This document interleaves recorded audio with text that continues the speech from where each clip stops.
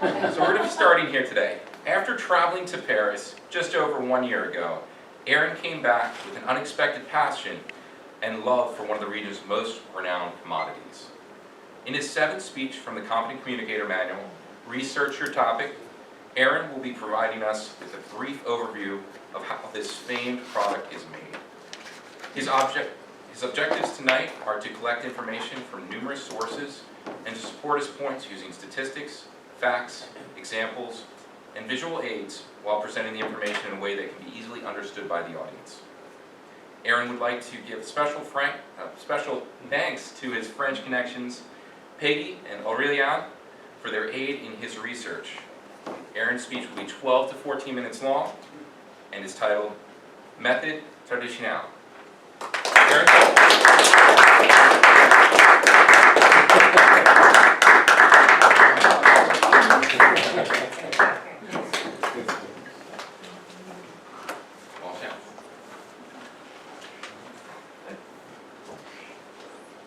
Champagne can be considered one of the most prestigious, luxurious, and even opulent drinks in the world.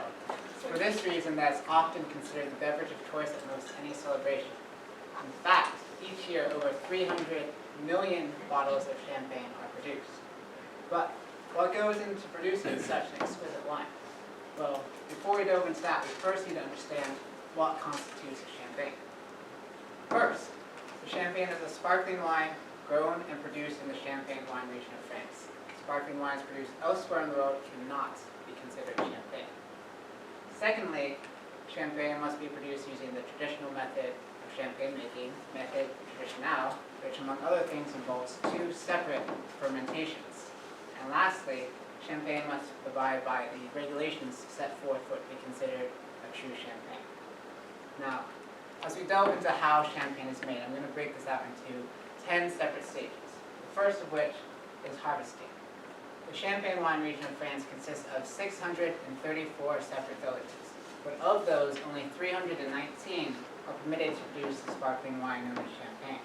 And of those 319, only 17 of those are Grand Cru villages, which have the honor of producing the very high-end premier Grand Cru champagnes. The Champagne wine region is really located in the northernmost part of the winemaking world, which can make it difficult for growing grapes. But because of the surrounding forests, they help to provide a cool and constant temperature of about 10 degrees Celsius, which is 50 degrees Fahrenheit, which provides acidity in the grapes. Moreover, these surrounding forests help to provide moisture in the soil that's retained by the limestone in the soil. Now, there are 7 approved grape varieties for the use of making champagne, but of these, there's only 3 that are really common. The 2 red grapes, Pinot Noir and Pinot Meunier, and the white grape, Chardonnay. And between these 3, they really make up 99% of all champagnes.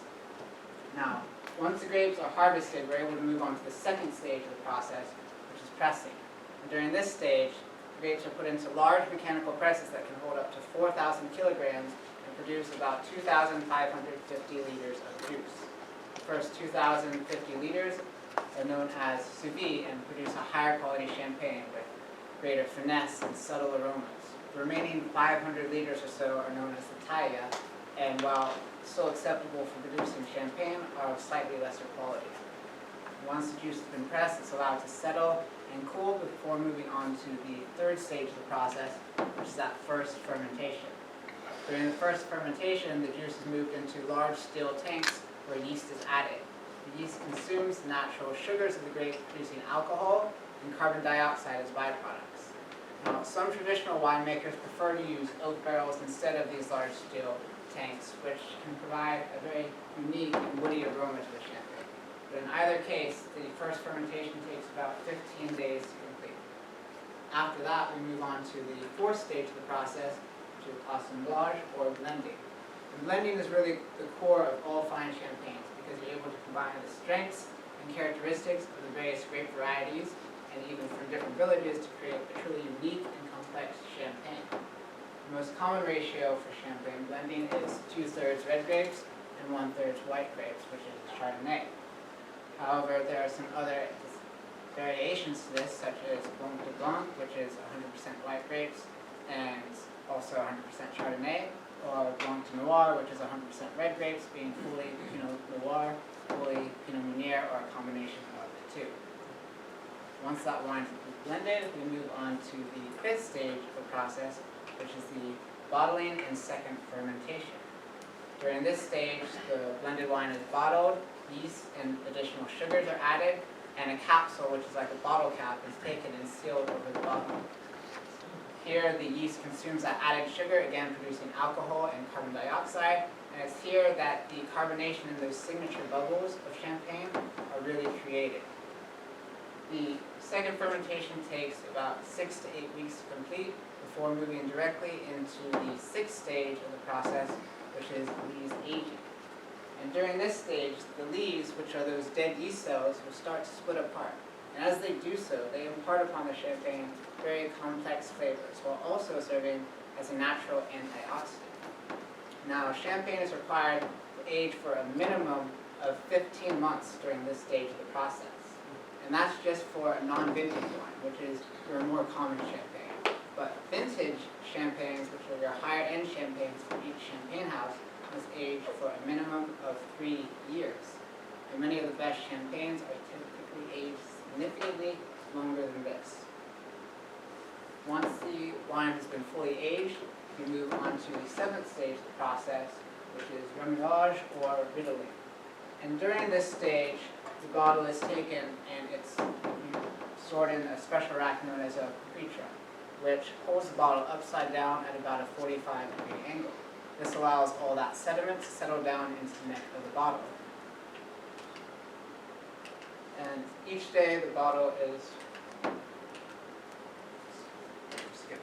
Each day the bottle is rotated slightly about 1/8 of a turn to help that sediment settle down further. A Rumère or bottle turner can turn 40,000 bottles per day, and this process takes several months to complete. Many champagne houses actually have moved on to a more automated method, however, that use mechanical gyro pallets, where numerous bottles are stored in the gyro pallets and are shaken vigorously to help that sediment settle down into the neck of the bottle. This actually reduces the processing time to about a week instead. Once that bottle has been fully riddled, we move on to the 8th stage of the process, which is disgorgement. And that's where we actually remove all this sediment from the bottle. Now, this is typically done through the use of a freeze-brine solution, wherein the bottle is submerged into the freeze-brine solution, which is like an ice bath, so that the neck of the bottle and the fluids within it can start to freeze. And once you get a semi-frozen plug, the bottle is turned over and that capsule is removed so that the internal pressure of the bottle can expel that semi-frozen plug and that sediment from the bottle.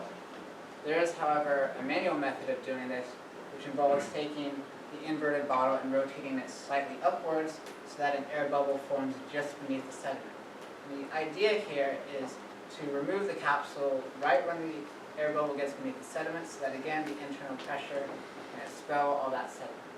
However, if you remove the capsule too early, you're going to lose a lot of your champagne, and if you remove it too late, all that sediment falls back down into your champagne, giving you a very clouded wine. Once the bottle has been disgorged, we move on to the 9th stage of the process, which is dosage. And this is where the sweetness is added to the champagne. And dosage is really a mixture of wine, typically from the same reserve, or from the same batch or from a reserve, and sugar cane. And depending upon the amount of dosage added will determine the sweetness level or classification. For example, a champagne with no dosage in it is known as Brut Nature or Brut Zero. The most common level of dosage today is Brut, which has 0 to 12 grams per liter. And what was once most common in the 18th and 19th centuries is Deux, which has over 50 grams per liter. However, this is hardly ever seen today. Lastly, we move on to the final stage of the process, which is recorking. And this is where a compressed cork is taken and inserted into the bottle. Because the cork is compressed when it's inserted, once it expands, it forms a very tight seal to withhold all that internal pressure. Then, for safety precautions, a wire cage is taken and secured around the top to make sure that none of that pressure comes out prematurely. Lastly, the champagne is given a few vigorous shakes to really mix all that dosage with the wine, and it's ready for distribution and to be enjoyed. But now that you know all the meticulous detail that goes into crafting such a fine wine, you may be asking yourself how you can enjoy it. Well, first, when being served a glass of champagne, you want to hold your flute by the stem. You don't want to hold it by the bowl, because this allows the heat from your hand to transfer to the champagne warmer. Next, you want to observe the color and the bubbles. Tinier bubbles that are more closely grouped and organized actually represent the finer champagne. Then I recommend smelling it and trying to identify the various aromas it has. Does it smell fruity or citrusy? Does it smell floral or nutty or like bread? And then I actually recommend reading the description for that champagne to see what sort of flavors it possesses. Then taking a sip. But don't swallow it yet. You want to allow that sip to really cleanse through your mouth and reach your entire palate. And then try and imagine the different flavors it has. Can you taste the apples or pears or berries? And lastly, take your time and enjoy it. You don't want to hurry and rush through it, because champagne is truly an exquisite wine, and enjoying it should be an equally exquisite experience. Thank you.